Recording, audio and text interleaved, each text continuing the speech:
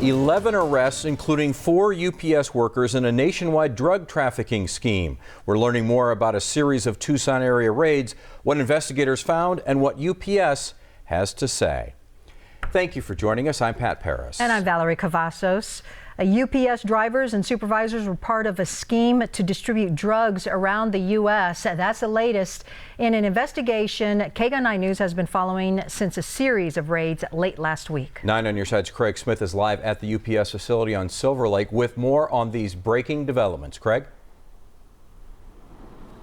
Well, you know, this UPS site is a key part of this investigation. Up to now, we've been learning from court documents about a long list of defendants who are in on charges related to selling vape pens that dispense THC, the chemical that gives marijuana its high.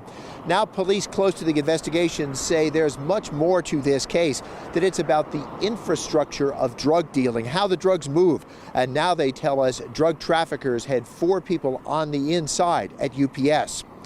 The raid by agents of Homeland Security and the Regional Counter-Narcotics Alliance offered a glimpse of a large mansion stocked with fancy vehicles. It was one of 5 locations searched as law enforcement executed search warrants in a 2-year-long investigation that netted 11 arrests. Property records say Raul Garcia Cordova owns the home. Arrest records say investigators found a load of marijuana stashed under his hot tub. They also say Cordova was the money man behind a large drug trafficking scheme. We know from court documents that some of the charges involve making and selling vape pens that dispense THC. But delivering the product has to be part of any drug operation. This UPS center figures into the investigation. Investigators say suspects not only used UPS to move large shipments of THC vape pens, marijuana, and money, but that 2 UPS drivers and 2 supervisors were involved in the plan and helped drug traffickers avoid being caught by UPS security. Investigators tell us now former UPS supervisors Mario Barcelo and Gary Love were among the people arrested, along with 2 drivers, Michael Castro and Thomas Mendoza. When we asked UPS about all of this, they responded with the following statement. UPS is aware of the law enforcement actions involving employees. We cooperate fully with law enforcement professionals and will continue to provide information as needed. We are not at liberty to discuss details of the arrest, as this is an ongoing investigation. Any further public information will be made available by law enforcement personnel. Now, we are naturally interested in seeing records that detail what investigators found when they executed those various search warrants. We learned today those warrants and their return information are sealed by court order, a sign they would reveal too much at this stage of the investigation. Reporting live, Craig Smith, KGUN 9 on your side. Craig, thank you. A Huachuca City woman died in a crash outside of Sierra Vista this morning. It happened on Highway 90 near Airport Road. Police say the woman crossed the center line and hit a sedan head-on. The driver of the sedan was flown to a Tucson hospital. No word on his condition, and police do not know if alcohol or drugs were a factor. 3 Buckeye prison officers are out of the hospital after becoming ill while inspecting an inmate's cell. The Arizona Department of Corrections says officers became disoriented, lightheaded, and began to vomit after entering a cell yesterday afternoon. Hazmat crews are trying to figure out what substance caused them to be sick.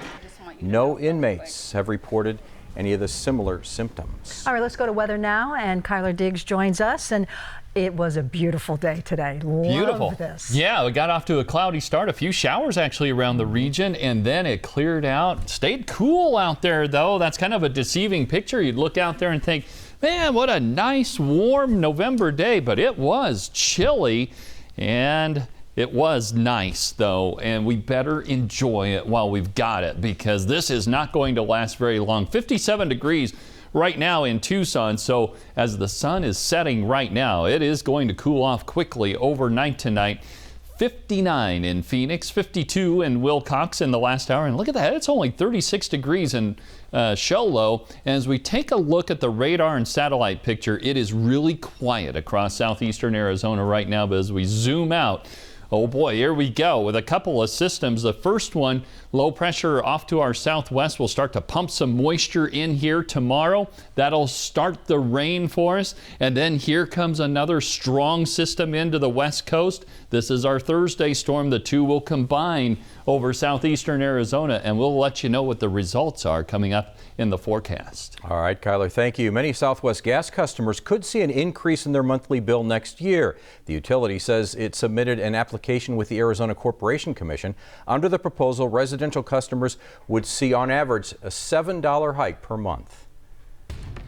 In our latest Operation Safe Roads report, an Oro Valley intersection is now a lot safer thanks to a newly constructed roundabout.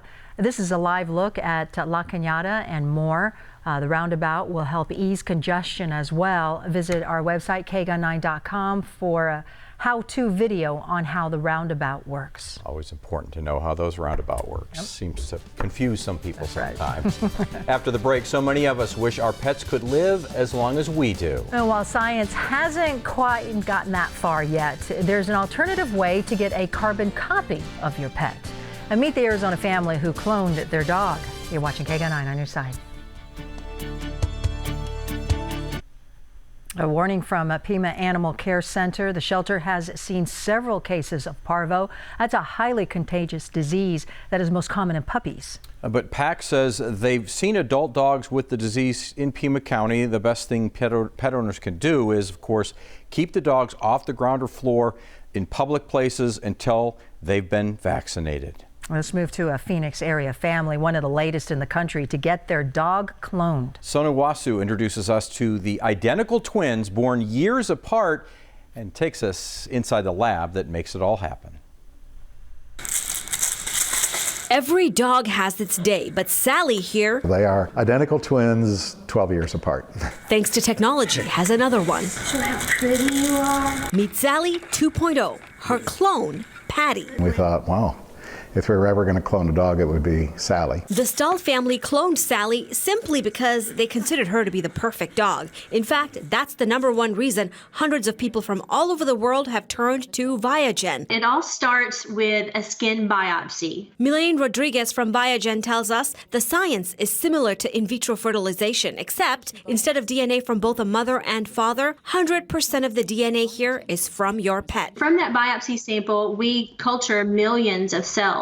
These cells can be frozen indefinitely. So they don't have to clone right away. They can clone 5, 10, 20 years from now. The Stulls got Sally's biopsies done here at Pima North Animal Hospital. Veterinarians here helping clone a client's dog for the first time. Dr. Bonnie Walker says it's been a learning experience. I mean, we all have pets that we have loved. How nice it would be to have that same pet again. Of course, they're not going to be exact, but they're going to be pretty darn close. The tissue samples are shipped off to the Viagen labs in Texas, where Patty was born, with help from a surrogate. Doesn't have to be the same breed. They have bonded. They sleep together. They wrestle. Patty will pull Sally's ears, and they establish their territory. Staff at Viagen tell us they understand cloning is not for everyone. So there are people who are opposed to cloning, and we can understand that. But it is an option for those who have the money. You know, it's $50,000 to clone a dog and $35,000 to clone a cat.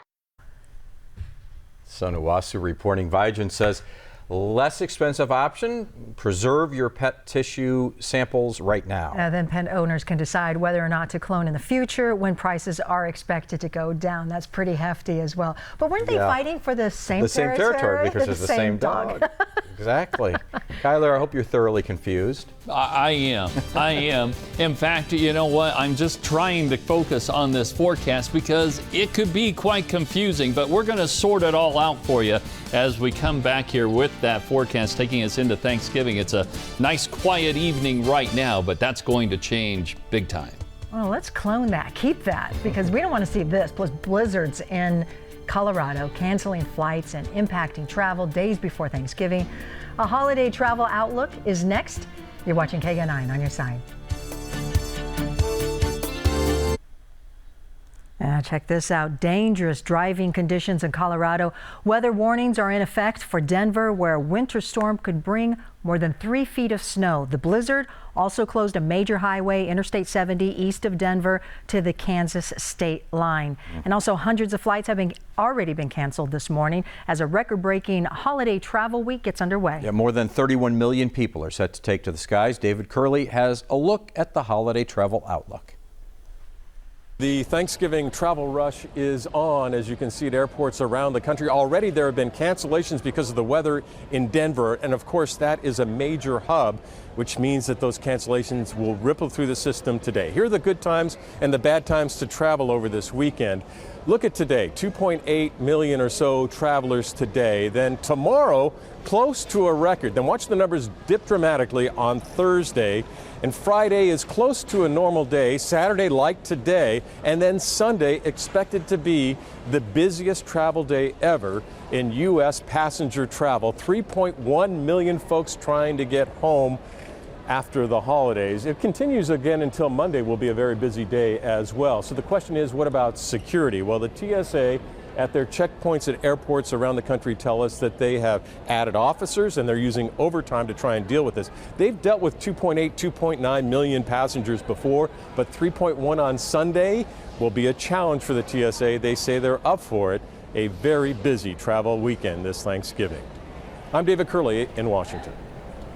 Tucson travelers feeling the impact of all those canceled flights in Denver early this morning. Flights to and from were canceled, but now you look and you see that a lot of those flights have already landed. As we look at the iPad here and show you that there's a little delay on the United flight that's coming in now at 7:38. Otherwise, everything is back to normal. All right, let's go to Kyler now. First Warning Weather is brought to you by Hamstra Heating and Cooling. Here's Kyler to talk about all of the airport delays and how basically all the weather around us too is impacting. Well, travel. the problem is Denver, an airport like Denver is a hub, so you get all those connecting flights in there, so it just has a ripple effect throughout the country and even international flights. But the good news is an airport like Denver is equipped with all that snow removal equipment, so as bad as it gets, they can get that cleared up in a hurry, and that's kind of what we're seeing this afternoon. Now the delays have backed way off. We're still seeing delays and some cancellations, but it's backing way off, so looking pretty good there. The rest of the country looking pretty good, but you can bet there's going to be some delays as this stormy weather moves to the east. So we'll keep an eye on it for you, and we've got our own stormy weather to think about, but the highs today, they did not make it that high across southeastern Arizona and behind that little system that we had clipped through the area early this morning. 59 degrees in Tucson was the high, 61 in Phoenix, and right now we're down to 57 degrees. It's only in the 30s in the mountains right now. Overnight tonight, we'll see temperatures dropping into the 40s, and some clouds will start to increase. Hey, let's talk about the Thanksgiving weather that we usually expect in Tucson.